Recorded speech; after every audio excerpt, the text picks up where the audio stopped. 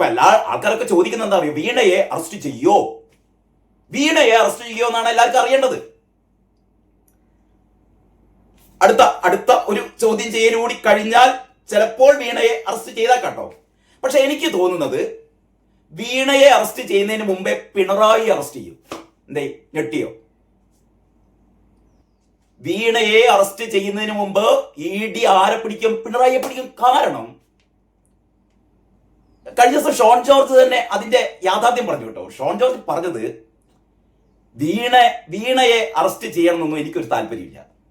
അതൊരു പാവം പെൺകുട്ടി, അതിനിപ്പോ അറസ്റ്റ് ചെയ്തുകൊണ്ട് പ്രത്യേകിച്ച് കാര്യമൊന്നുമില്ല. വീണ പ്രതിയാണ്, ശരി തന്നെ. വീണയുടെ പേരിലാണ്, വീണയുടെ അക്കൗണ്ടിലുള്ള ആ കമ്പനിയിലേക്കാണ് പൈസ വന്നത്, ശരി തന്നെ. വീണയാണ് വാങ്ങിയത്. പക്ഷെ വീണ ആർക്ക് വേണ്ടി വാങ്ങി? വീണയുടെ അച്ഛന് വേണ്ടി വാങ്ങി. വീണയുടെ അച്ഛൻ സാധാരണ അച്ഛനാണോ? വീണയുടെ അച്ഛൻ സാധാരണ അച്ഛനല്ലല്ലോ. വീണയുടെ അച്ഛൻ കേരളത്തിന്റെ മുഖ്യമന്ത്രിയായിരുന്നു അക്കാലത്ത്. എന്ത് മുഖ്യമന്ത്രി? പരിസ്ഥിതി നിയന്ത്രണ ബോർഡിന്റെ ചുമതലയുള്ള മുഖ്യമന്ത്രി.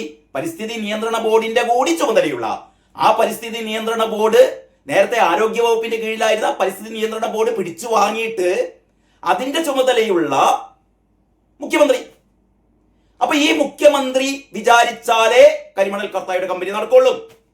മുഖ്യമന്ത്രി ഒരൊറ്റ ഉത്തരവിട്ടാ മതി, കരിമണൽ കർത്തായുടെ കമ്പനി തുറക്കില്ല.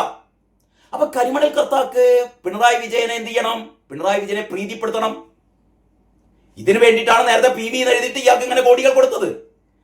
പക്ഷേ വീണക്ക് കൂടി എന്ന് പറഞ്ഞാൽ പല രീതിയിൽ പിണറായി വിജയന് ചാക്ക് കെട്ടിലായിരിക്കാൻ കൊടുത്തത്. അത് അക്കൗണ്ടിലല്ലല്ലോ, അത് യഥാർത്ഥ കള്ളപ്പണം. മറ്റേത് കണക്കിൽപ്പെടാത്ത ത്രൂ അക്കൗണ്ട്, നമ്മുടെ ബാങ്ക് അക്കൗണ്ട് വഴി വീണക്ക് കൊടുത്തു. അപ്പൊ വീണ ഈ 2.78 കോടി വാങ്ങിയത് വീണക്ക് വേണ്ടിയിട്ടല്ല എന്ന് ഇപ്പം ഈ ചോദ്യം ചെയ്യലിൽ നേരത്തെ SFIOക്ക് മനസ്സിലായിരുന്നു. ഇപ്പൊ അത് EDക്ക് മനസ്സിലായിന്നേ. ഈ പൈസയൊക്കെ വീണ വാങ്ങിയത് വീണക്കല്ല. അപ്പൊ ഷോൺ ജോർജ് പറയുന്നത് വീണപ്പാവം, വീണ ഒരു എന്താ പറയാ, ഇതിന്റെ ഒരു ഇരയാണ്, കുടുങ്ങിപ്പോയതാണ്. ചെങ്ങായിയാണ് ആ പെൺകുട്ടിനെ അപകടത്തിലാക്കിയത്. ഏത് ചെങ്ങായി? ഈ കാരണഭൂതന്നേ. അപ്പോ ഇപ്പൊ ഏതാണ്ട് തെളിഞ്ഞത് എന്താന്ന് വെച്ചാൽ വീണ ഈ പൈസ വാങ്ങിയത് വീണക്ക് വേണ്ടിയിട്ടല്ല, വീണയുടെ കമ്പനിക്ക് വേണ്ടിയിട്ടല്ല. അങ്ങനെ ഒരു കമ്പനിയും തമ്മിലുള്ള ഒരു ഇടപാടൊക്കെ ഉണ്ടായിരുന്നു. പക്ഷെ ഒരു സേവനവും നടത്തിയിട്ടില്ല. സേവനം നൽകാനായിരുന്നില്ല ഈ ഇടപാട് എന്ന് EDക്ക് മനസ്സിലായി. വീണ പറഞ്ഞത് എന്താന്ന് വെച്ചാൽ എന്ത് സേവനം നൽകിയെന്ന് എനിക്കറിയില്ല. ഒരു സേവനം നൽകിയ കാര്യങ്ങളൊന്നും വീണ പറയുന്നില്ല. നേരത്തെ SFIOയോടും പറഞ്ഞിട്ടില്ല. ഇതിന്റെ കാര്യങ്ങളൊന്നും എനിക്ക് നേരത്തെ മനസ്സറിവില്ല, ഓർമ്മയില്ല എന്നൊക്കെയാണ് പറഞ്ഞത്. ആ കമ്പനിയാണ് പൂട്ടിപ്പോയി. ആ കമ്പനി കമ്പനിയും പോയി. കമ്പനിയിലെ ഫർണിച്ചറും അവിടുത്തെ കമ്പ്യൂട്ടറുകളും ഒന്നും ഇല്ല ഇപ്പം. അതിന്റെ വല്ല കാര്യങ്ങളും അറിയണമെങ്കിൽ അന്നത്തെ അവിടുത്തെ ജീവനക്കാര് അന്നത്തെ കമ്പ്യൂട്ടറിന്റെ ഹാർഡ് ഡിസ്ക് ഇതൊക്കെ പരിശോധിക്കണം. ഇവിടെ ഏത് ഹാർഡ് ഡിസ്ക്, എന്താ ഹാർഡ് ഡിസ്ക് ഒക്കെ പോയി. അപ്പൊ ചുരുക്കി പറഞ്ഞാൽ ഒരു തെളിവില്ല. എന്തെങ്കിലും സേവനം നൽകി എന്നുള്ളതിനെ കുറിച്ച് ഒരു തെളിവില്ല. അപ്പം ഇപ്പൊ ക്ലിയർ ആയില്ലേ? ഇപ്പൊ വാങ്ങിയത് അച്ഛന് വേണ്ടിയിട്ടാണ്. അപ്പം സ്വാഭാവികമായിട്ടും ED അടുത്തത് പിണറായിനെ ചോദ്യം ചെയ്യില്ലേ? പിണറായിനെ ചോദ്യം ചെയ്യുന്നേ, അതൊരു സംശയമില്ല. ഇനി വേറൊന്ന് ഇതിന്റെ വേറൊരു വശം, അതായത് ഈ കമ്പനി ഉണ്ടല്ലോ, ഏത് CMRL എന്ന് പറഞ്ഞ കമ്പനി കരിമണൽ കർത്തായുടെയും ഭാര്യയുടെയും മക്കളുടെയും സ്വകാര്യ സ്വത്തല്ല. ഇതിൽ 13.4%, എത്രയാണ്? 13.4% ഷെയർ KSIDCയുടേതാണ്. KSIDC എന്ന് പറഞ്ഞാൽ കേരള സർക്കാരിന്റെ കമ്പനി എന്ന് പറഞ്ഞാൽ നമ്മുടെ കമ്പനിനെ. അതായത് ഇവിടുത്തെ ജനങ്ങളുടെ 13.4% ഷെയർ അതിൻ്റെ അകത്തുണ്ട്. ഇത് കരിമണൽ കർത്താവിന്റെ സ്വന്തം സ്വത്തല്ല. അപ്പൊ ഇതിന്റെ അകത്തുനിന്നാണ് 2.78 കോടി വീണക്ക് കൊടുത്തത് എന്ന് പറഞ്ഞാൽ ഇത് യഥാർത്ഥത്തിൽ നമുക്കൊക്കെ കിട്ടേണ്ട പൈസയല്ലേ? ഇതിന്റെ ഒരു വിഹിതം നമുക്ക് കിട്ടേണ്ടതല്ലേ? സംസ്ഥാനത്തിന് കിട്ടേണ്ടതല്ലേ? 13.4% എന്ന് പറയുന്ന ഇതിന്റെ മുതൽ മുടക്കുള്ള ഈ കമ്പനി ഉണ്ടാക്കുന്ന ലാഭത്തിന്റെ 13.4% കിട്ടേണ്ടതല്ലേ? അതിന്റെ അകത്ത് നിന്നാണ് വീണ കൊള്ളയടിച്ചത്. വീണ കൊള്ളയടിച്ചു എന്ന് ഞാൻ പറയുന്നില്ല കേട്ടോ. വീണ കൊള്ളയടിച്ചതല്ല. വീണ എന്ത് ചെയ്തത്? വീണ അച്ഛന് വേണ്ടി വാങ്ങിയത്. അപ്പൊ യഥാർത്ഥത്തിൽ ഈ കമ്പനി സംസ്ഥാനത്തിന്റെ കൂടി കമ്പനിയാണ്. അപ്പൊ സംസ്ഥാനത്തിന്റെ കൂടി കമ്പനിയായ CMRL, സംസ്ഥാനം ഭരിക്കുന്ന മുഖ്യമന്ത്രിയുടെ മകൾ ആ കമ്പനിയിൽ നിന്ന് അനർഹമായി പൈസ തട്ടി എന്ന് പറഞ്ഞാൽ ഈ കാരണഭൂത അറിയാതെ ഇല്ലല്ലോ. അപ്പൊ കാരണഭൂതല്ലേ ഒന്നാം പ്രതി. നിങ്ങൾക്ക് മനസ്സിലാകുന്നില്ലേ കാര്യം? ഇപ്പൊ CPM വളരെ തന്ത്രപരമായി വീണന്റെ കാര്യം നോക്കിക്കോട്ടെ എന്ന് പറയുന്നതിന്റെ കുട്ടൻസ് എന്താണെന്നറിയോ? ഇവർക്ക് മനസ്സിലായി. ഇവർക്ക് നേരത്തെ മനസ്സിലായിട്ടുണ്ട്. അന്ന് മനസ്സിലായിട്ടും മനസ്സിലായില്ല എന്ന് ഇവർ ഭാവിച്ചു. താഴെ അന്തംഗമ്മികളൊക്കെ പിന്നെ ദേശാഭിമാനിയും കൈരളിയും മാത്രം എന്താ പറയാ കാണുകയും വായിക്കുകയും ഒക്കെ ചെയ്യുന്ന ആൾക്കാരായതുകൊണ്ട് ഇവര് പറഞ്ഞൊക്കെ വിശ്വസിച്ചു. അപ്പൊ ഇത് വീണയുടെ കാര്യം നോക്കിക്കോട്ടെ എന്ന് പറഞ്ഞത് ഇത് പിണറായിലേക്ക് വരരുത് എന്ന് കരുതിയിട്ടാണ്. പക്ഷെ ഇത് പിണറായിലേക്ക് വരണമെന്നും പിണറായിയെ പിടിക്കണമെന്നും ആഗ്രഹിക്കുന്ന ഒരുപാട് ആൾക്കാർ CPM-ന്റെ ഉള്ളിലുണ്ട്. അപ്പൊ യഥാർത്ഥത്തിൽ ഇവരൊക്കെ മനസ്സുകൊണ്ട് ആഗ്രഹിക്കുകയാണ് പിണറായിനെ പിടിക്കണം. കാരണം പിണറായി ആണെന്നേ. ഷോൺ ജോർജ് പറഞ്ഞ മാതിരി വീണ പാവം, വീണക്ക് എന്തിന്? വീണ ഇതിലൊരു കക്ഷിയല്ല, ചങ്ങായിന്റെ മോളായി പോയി, അത്രയുള്ളൂ. വേറെ ചില ആൾക്കാർ പറയുന്നത് വെച്ചാൽ വീണയുടെ അതിമോഹം കൊണ്ട് അച്ഛൻ ഏതായാലും പൈസ കൊടുക്കുന്നുണ്ട്, അക്കൂട്ടത്തിൽ കുറച്ച് എനിക്കും പോരട്ടെ, വേറെ പണിയൊന്നുമില്ലല്ലോ, കുറച്ച് അർമാദിക്കാൻ കുറച്ച് കോടികൾ എനിക്കും പോരട്ടെ എന്ന് പറഞ്ഞിട്ടാണ് വീണ മറ്റേ കരിമണൽ കർത്താവിന്റെ ഭാര്യയുടെ അടുത്തുനിന്ന് 50 ലക്ഷം വായ്പയാണ് വാങ്ങുന്നത്. പിന്നെ അത് കഴിഞ്ഞിട്ട് ഈ ഒരു ഇടപാട് ഉണ്ട് എന്നൊക്കെ ധരിപ്പിച്ചിട്ട് മാസം നല്ല സുഖല്ലേ, മാസം വീണയുടെ അക്കൗണ്ടിലേക്ക് 5 ലക്ഷം, കമ്പനിയുടെ അക്കൗണ്ടിലേക്ക് 3 ലക്ഷം, ഇതിങ്ങനെ കിട്ടിക്കൊണ്ടിരിക്കല്ലേ. ഓരോ മാസവും 8 ലക്ഷം. അർമാദിച്ചൂടെ? അപ്പൊ ഇങ്ങനെയൊക്കെയാണ് സംഭവങ്ങൾ. അപ്പൊ ഞാൻ പറഞ്ഞു വരുന്നത്, പിടിക്കപ്പെടാൻ പോകുന്നത് അല്ലെങ്കിൽ അറസ്റ്റിലേക്ക് ആദ്യം പോകുന്നത് മോളക്കാളും ആദ്യം അച്ഛനായിരിക്കും. അതിനാണ് സാധ്യത ഉള്ളത്.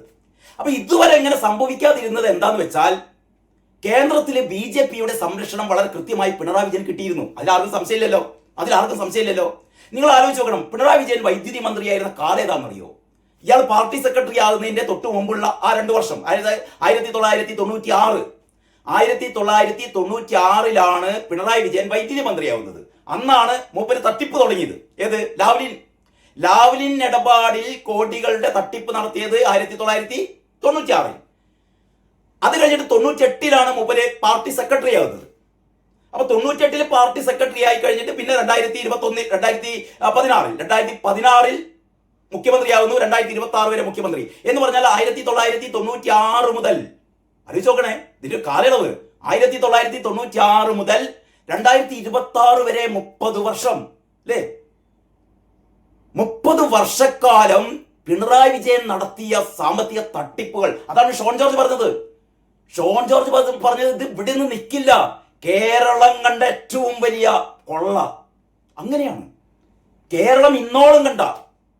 ഒരു പക്ഷേ ഇന്ത്യ പോലും ഇതേവരെ കണ്ട ഏറ്റവും വലിയ കൊള്ള നടത്തിയ ആള് കാരണഭൂതമാവണം ആയിരിക്കും എന്നാണ് ഷോൺ ജോർജ് പറയുന്നത്. കാരണം ഈ ഇടപാട് മൂപ്പര് തുടങ്ങിയത് 1996 മുതലാണ്. ലാവ്ലിൻ കേസ്, അങ്ങനെയാണ് ലാവ്ലിൻ കേസ് ഉണ്ടായത്. ആ കേസ് 40-42 പ്രാവശ്യം മാറ്റിവെച്ചു. നിങ്ങൾ എവിടെയും കേട്ടുക്കുന്നു?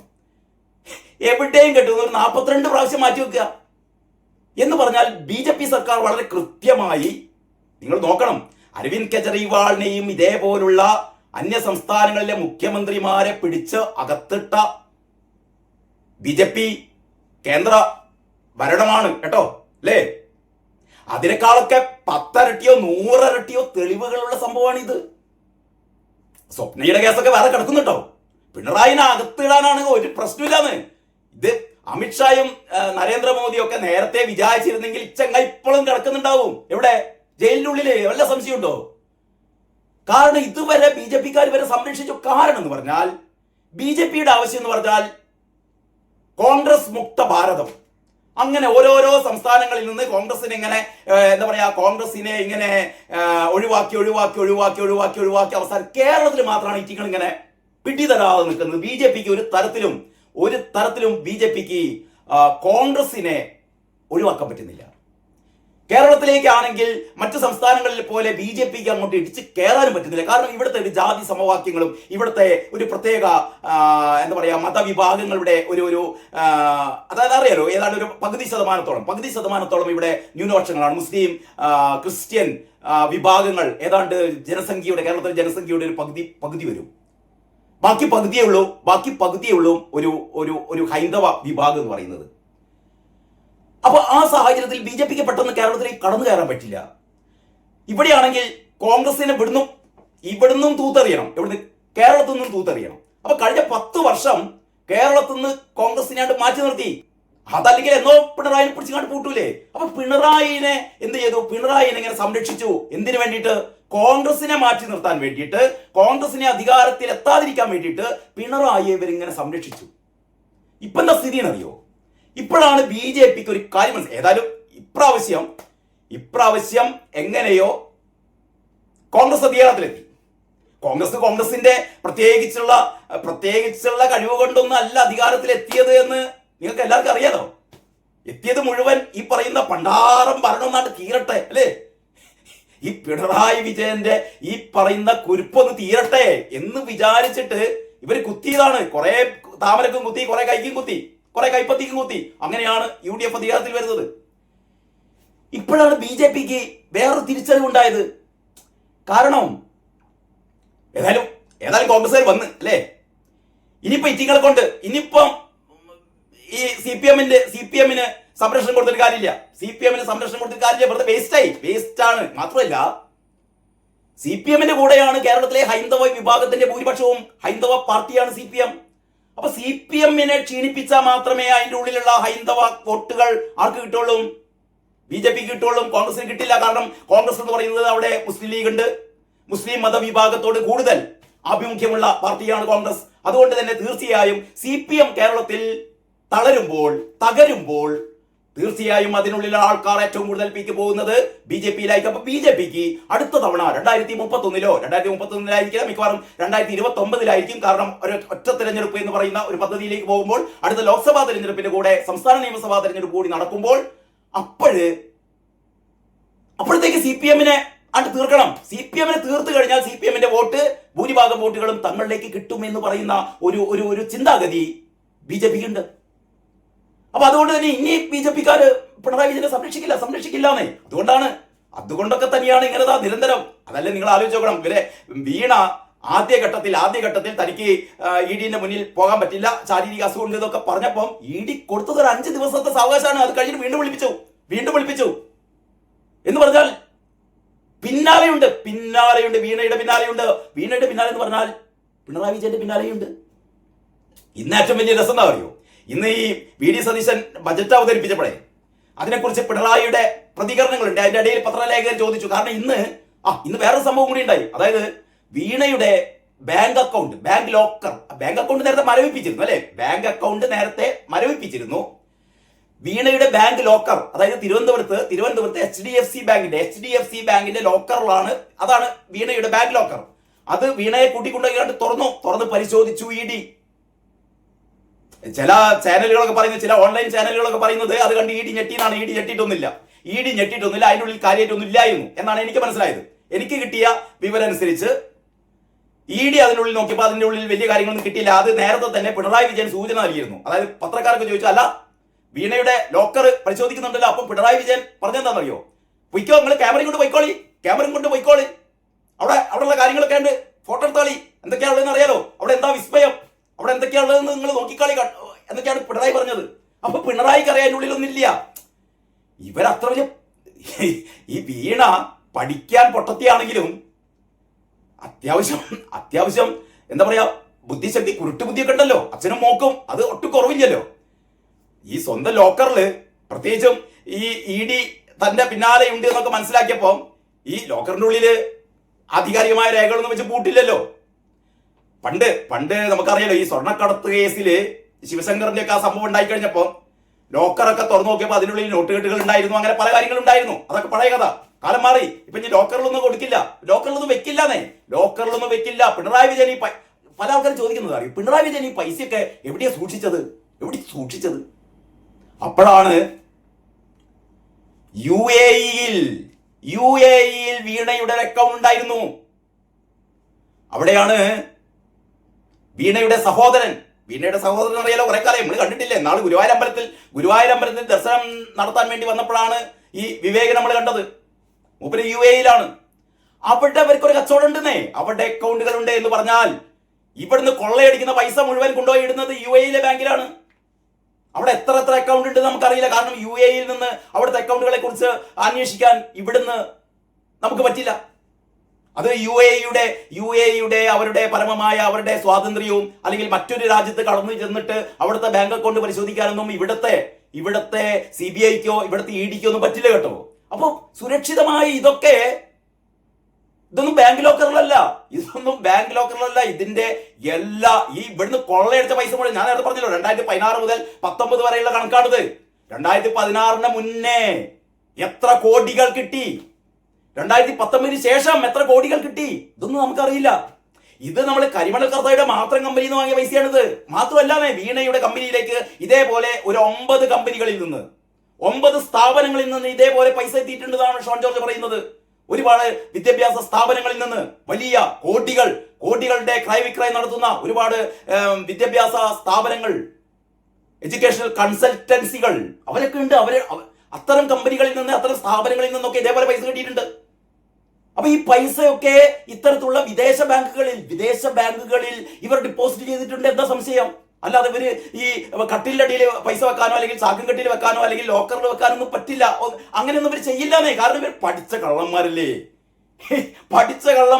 ഇവര്. ഈ കിട്ടിയ പൈസ നമുക്കറിയാലോ. പണ്ട് പിണറായി വിജയൻ ഇടക്കിടക്ക് അമേരിക്കയിലേക്ക് ഒരു യാത്ര ഉണ്ട് അല്ലേ, ദുബായ് വഴി അമേരിക്കയിലേക്ക് യാത്ര. ഇത് എവിടേക്കാണ് പോകുന്നത് നമുക്കറിയില്ല. പോയി കഴിഞ്ഞിട്ട് 5-6 ദിവസം കഴിഞ്ഞിട്ടൊക്കെ മൂപ്പര് തിരിച്ചു വരുള്ളൂ, കുടുംബസമേതം പോകും. അപ്പൊ ചുരുക്കി പറഞ്ഞാൽ ഇപ്പൊ നിങ്ങൾക്ക് കാര്യത്തിന്റെ കിടപ്പേതായാലും മനസ്സിലായല്ലോ.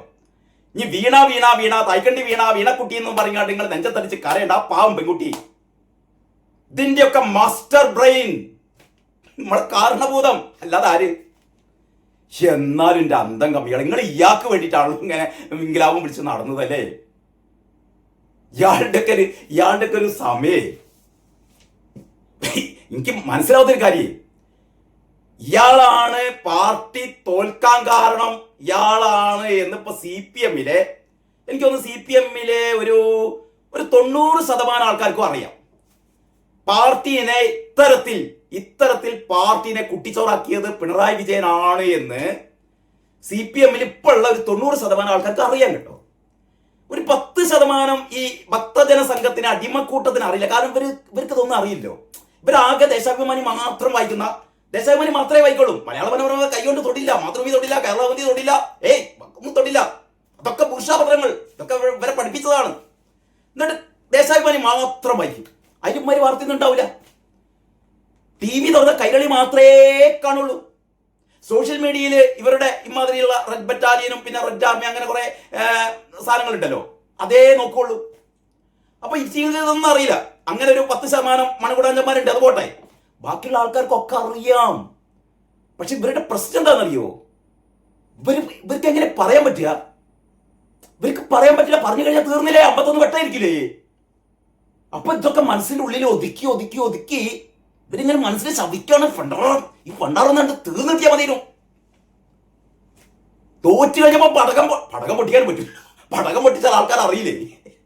ഇവരുടെ ഒരു ഗതികേടാണ് ഞാൻ ആലോചിക്കുന്നത്. അതായത് പിണറായി വിജയനെ എങ്ങനെങ്കിലും ഒന്ന് കെട്ടിക്കാൻ വേണ്ടി കാത്തിരിക്കുന്ന പാർട്ടിക്കുള്ളിലുള്ള ആൾക്കാർ ഇതൊന്ന് പുറത്തവർക്ക് പ്രകടിപ്പിച്ചുകൂടാ. ഇവരിങ്ങനെ ഉള്ളിൽ അർമാദിക്കുന്നുണ്ടാവും കേട്ടോ. വാതിലൊക്കെ അടച്ചിട്ട് കടക്കയിൽ കടന്നിട്ട് കടന്നു ഉരുളുന്നുണ്ടാവും അവര്, അല്ലേ? പൊട്ടിച്ചിരിക്കുന്നുണ്ടാവും. ഇങ്ങനത്തെ ഒരു സീനുണ്ടല്ലോ അല്ലേ? അപ്പൊ ഏതായാലും സംഭവിക്കാൻ വേണ്ടി പോകുന്നത് ആദ്യത്തെ അറസ്റ്റ് പിണറായി ആയിരിക്കും. അതിനാണ് സാധ്യത. അത് കഴിഞ്ഞിട്ടേ പിന്നെ വീണയെ വെറുതെ വിടുമോ തന്നെ അറിയില്ല. വീണയെ മാപ്പ് സാക്ഷിയൊക്കെ തീർന്നു. വീണയെ മാപ്പ് സാക്ഷിയാക്കിയാൽ പിന്നെ ഒന്നും പറയാനില്ല. പിന്നെ പിണറായി വിജയന് മറ്റൊരു കൂടെ പോയി ഉണ്ടെന്ന് കേട്ടോ. ആരും കൂടെ അറിയോ? ഈ വീണനെ രക്ഷിക്കാൻ വേണ്ടി പോയല്ലോ 10-29 എണ്ണപ്പാടെ കിടക്കുന്നുണ്ടല്ലോ. അതിന് ശേഷമാണ് പിന്നെ ആരും വരാഞ്ഞത്. വീണയുടെ വീട്ടിൽ, പിണറായിയുടെ വീട്ടിൽ ED റെയ്ഡ് ചെയ്യാനെത്തിയപ്പോ ആ ഉദ്യോഗസ്ഥന്മാരെ മറ്റേ ഇഷ്ടിക കൊണ്ട് ആക്രമിച്ച കേസിലെ 29 ആൾക്കാർ. ഇറ്റിങ്ങളുടെ സ്ഥിതി ആലോചിക്കണം. ഇവരുടെ വീടൊക്കെ കണ്ടാൽ അല്ലേ, ആകെ പൊട്ടിപ്പൊളിഞ്ഞ വീട്ടിൽ കിടക്കുന്ന പാവം ദരിദ്രരായ സഖാക്കന്മാർ. എന്ത് ചെയ്യാനാണ്? ഒക്കെ പിണറായിയുടെ എന്താ പറയാ അടിമകളായി പോയി. 29 ചെറുപ്പക്കാരാണ് അല്ലേ? 29 ചെറുപ്പക്കാർ വരില്ല, പുറത്തിറങ്ങില്ലെന്ന്. കാരണം ആ രീതിയിൽ വധശ്രമം ആരെ കേന്ദ്ര അന്വേഷണ സംഘത്തെ ആക്രമിക്കുക എന്നൊക്കെ പറഞ്ഞാൽ ഇത് ചില്ലറ കേസല്ല കേട്ടോ, ചില്ലറ കേസല്ലത്. 300 എണ്ണം ഇതാ അത്തുവാൻ വേണ്ടി കിടക്കുന്നുണ്ട്. ഇതിങ്ങനെ വരും. കാരണം CBI കൂടി വന്നു കഴിഞ്ഞാലേ റെഡി. അതായത് ഷോൺ ജോർജ് ഈ സംഭവത്തിൽ CBI അന്വേഷണം വേണം എന്ന് പറയുന്ന ഒരു ഹർജി ഹൈക്കോടതി കിടക്കുന്നുണ്ട്. അതിന് തീർപ്പായിട്ടില്ല. തീർപ്പായി കഴിഞ്ഞാൽ CBIയും വരും. CBI വന്നു കഴിഞ്ഞാൽ പിന്നെ കാണാനിരിക്കുന്ന കളി അതൊരു ഒന്നൊന്നര കളിയായിരിക്കും കേട്ടോ. മുൻ മുഖ്യമന്ത്രി പിണറായി വിജയന്റെ മകൾ വീണയെ കഴിഞ്ഞ ദിവസം ED ചോദ്യം ചെയ്തിരുന്നു അല്ലെ. 172 ചോദ്യങ്ങൾ അല്ല, 172 ചോദ്യങ്ങളായിരുന്നു അത്രേ ED വീണയോട് ചോദിച്ചത്. അപ്പൊ വീണ പറഞ്ഞത് ഇതൊന്നും എനിക്ക് മനസ്സറിവില്ല എന്നാണ് പറഞ്ഞത്. എന്ന് പറഞ്ഞാൽ എനിക്ക് ഇതിനെപ്പറ്റി ഒന്നും അറിയില്ല അല്ലേ, അതല്ല ഇതിന്റെ പച്ച മലയാളം. എനിക്ക് ഇതിനെക്കുറിച്ച് മനസ്സറിവില്ല എന്നായിരുന്നു EDക്ക് മുമ്പിൽ വീണ പറഞ്ഞത്. ഞാൻ ഈ വീഡിയോയിലൂടെ നിങ്ങളോട് പറയാൻ വേണ്ടി ഉദ്ദേശിക്കുന്നത് എന്തായിരിക്കും ഇതിന്റെ ആഫ്റ്റർ എഫക്റ്റ്. അതായത് ED ഒരിക്കൽ കൂടി വീണയെ ചോദ്യം ചെയ്യാൻ വിളിക്കുമെന്നാണ് ഇപ്പോൾ അറിയുന്നത് കേട്ടോ. കാരണം നമുക്കറിയാലോ, ശശിധരൻ കർത്തായുടെ മകളെ, മകനെ, ഭാര്യയെ ഒക്കെ ഇതിനു മുമ്പ് ED ചോദ്യം ചെയ്തിരുന്നു. അപ്പോൾ ഇതേപോലെ തന്നെ അവർക്കും ഇത്തരത്തിലുള്ള ഒരു വലിയ ചോദ്യാവലി നൽകിയിരിക്കും. ഇപ്പം വീണയ്ക്ക് എത്രയാണോ 172 ചോദ്യങ്ങളാണ് വീണയോട് ചോദിച്ചതെന്ന് പറയുന്നു. ഈ വീണയോട് 172 ചോദ്യങ്ങൾ ചോദിച്ചത് നേരത്തെ SFIOക്ക് മുമ്പിൽ വീണ നൽകിയ മൊഴികളുണ്ട്, വളരെ വിശദമായ മൊഴി. അതിന്റെ മുഴുവൻ രേഖകളും 132 രേഖകൾ അത് EDക്ക് കൊടുത്തു കഴിഞ്ഞു. അപ്പൊ ഇതിന്റെ കൂടി ഒരു വെളിച്ചത്തിലാണ് ED ഇത്രയും 172 ചോദ്യങ്ങൾ വീണയോട് ചോദിക്കുന്നത്. അപ്പൊ വീണ ഇതിന് പറഞ്ഞ മറുപടി ഉണ്ടല്ലോ, കുറെ ചോദ്യങ്ങൾക്ക് മറുപടി പറഞ്ഞിട്ടുണ്ടാവുമല്ലോ, മുഴുവൻ ചോദ്യങ്ങൾക്ക് മറുപടി പറഞ്ഞിട്ടില്ല. അതാ പറഞ്ഞത് കുറെ ചോദ്യങ്ങൾക്ക് തന്റെ മനസ്സറിവില്ലാത്തതാണ്. അതായത് ഏതൊക്കെ ആയിരിക്കും ആ ചോദ്യങ്ങൾ നമുക്കറിയാം.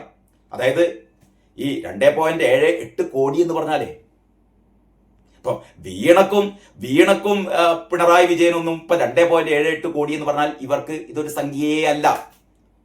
കാരണം കഴിഞ്ഞ ദിവസം നമ്മുടെ ഷോൺ ജോർജ്, PC ജോർജിന്റെ മകൻ ഷോൺ ജോർജ് ആയിരുന്നല്ലോ യഥാർത്ഥത്തിൽ ഇത് ഇന്ററിം സെറ്റിൽമെന്റ് ബോർഡിന്റെ ഒരു റിപ്പോർട്ടിൽ വെളിവായ ഈ കാര്യം. അതായത് അന്ന് ആ റിപ്പോർട്ടിൽ ഉണ്ടായിരുന്നത് 1.78 കോടി അങ്ങനെയായിരുന്നു. 1.78 കോടി രൂപയോളം കരിമണൽ കർത്ത വീണക്ക് നൽകി ഒരു സേവനവും ചെയ്യാതെ.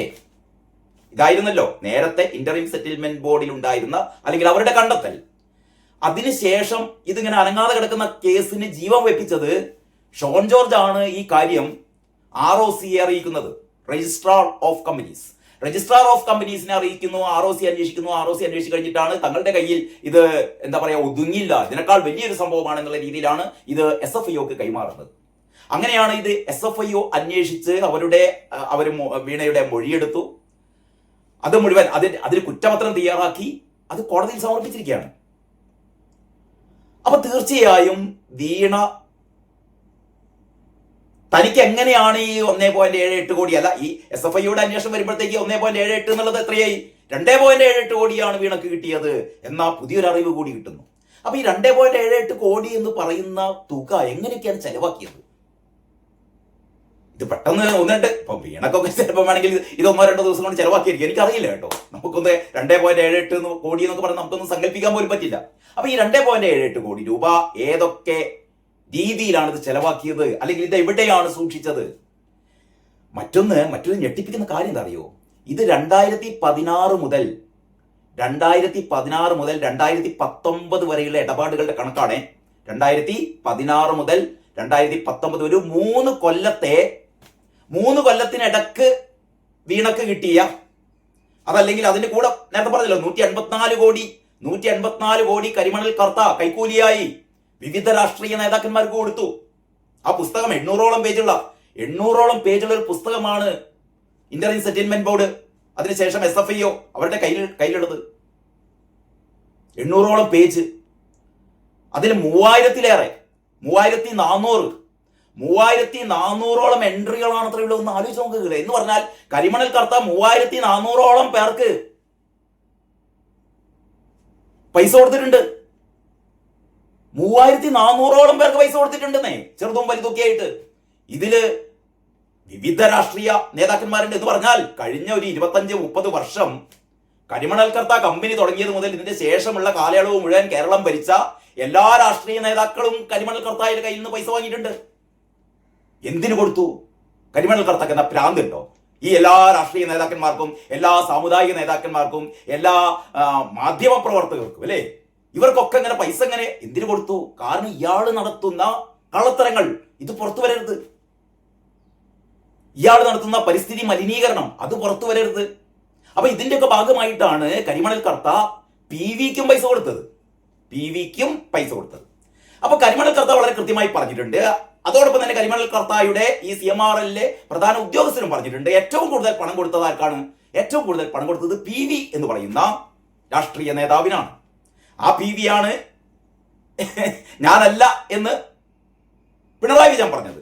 പക്ഷെ കരിമണൽ കർത്ത കൃത്യമായി പറഞ്ഞിട്ടുണ്ട്, ഞാൻ ഡയറിയിൽ എഴുതി വെച്ച PV എന്ന് പറയുന്നത് പിണറായി വിജയനാണ്, അല്ലാതെ വേറെ PV-ക്കല്ല ഞാൻ കൊടുത്തത് എന്ന് കരിമണൽ കർത്ത പറഞ്ഞിട്ടുണ്ട്. ഇനിയിപ്പം പിണറായി വിജയൻ കൈ രണ്ടല്ല, ഇനി എല്ലാം പൊക്കി കാണിച്ചാലും കരിമണൽ കർത്ത കൊടുത്ത കർത്ത പറഞ്ഞിട്ടുണ്ട് അത് PV-ക്കാ കൊടുത്തത്. അപ്പം അതൊരു വഴിക്ക് ഇത് കേസിന്റെ ഈ കേസൊക്കെ തുടങ്ങിയിട്ടേ ഉള്ളൂ. അതായത് നമ്മള് ഇപ്പൊ അറിഞ്ഞത് ഇതിന്റെ ഒരു 5-6% ബാക്കി കിടക്കുന്നുണ്ട് ഇങ്ങനെ. അപ്പൊ വീണക്ക് ഈ സംഭവം കിട്ടിയതാണ് ഇപ്പൊ നമ്മൾ അന്വേഷിച്ചുകൊണ്ടിരിക്കുന്നത്. കാരണം അത് അന്വേഷിക്കാൻ കുറെ കൂടി എളുപ്പമാണ്. കാരണം ഈ ട്രാൻസാക്ഷൻ ഒക്കെ നടന്നത് ത്രൂ ബാങ്കാണ്. വീണ GST അടച്ചിട്ടുണ്ട്, അതാണ് പറയുന്നത്. GST അടച്ചിട്ടുണ്ട്, അതുകൊണ്ട് പ്രശ്നമൊന്നുമില്ല എന്ന് പറയുന്നത്. പക്ഷേ എന്ത് നിങ്ങൾ GST-യോ എന്ത് നിങ്ങൾ അടച്ചാലും വീണക്ക് 2.78 കോടി കിട്ടിയല്ലോ. എന്തിന് കിട്ടി? അവിടെയാണ് പ്രശ്നം. എന്തിനാണ് ഈ 2.78 കോടി രൂപ കരിമണൽ കർത്ത വീണക്ക് നൽകിയത്? അതല്ലേ ചോദ്യം. ഞാൻ നേരത്തെ പറഞ്ഞ പോലെ ഈ 3400ഓളം ആൾക്കാർക്ക് കരിമണൽ കർത്ത പൈസ കൊടുത്തത് തന്റെ ഈ പറയുന്ന തന്റെ വ്യവസായം ഒരു തടസ്സവുമില്ലാതെ നടത്തിക്കൊണ്ടു പോകാനാണ്.